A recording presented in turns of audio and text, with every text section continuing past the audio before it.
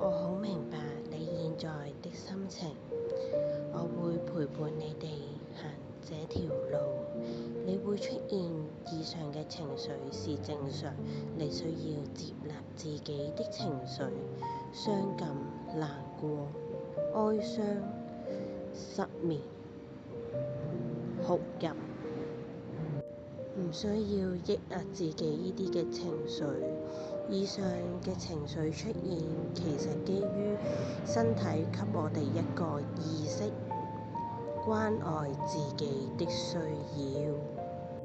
你可以揾一個舒服嘅地方，讓自己吸入新鮮空氣，閉上雙眼，感受一下平靜的感覺。如果呢個方法可以舒緩到你嘅情緒，你可以做多幾次。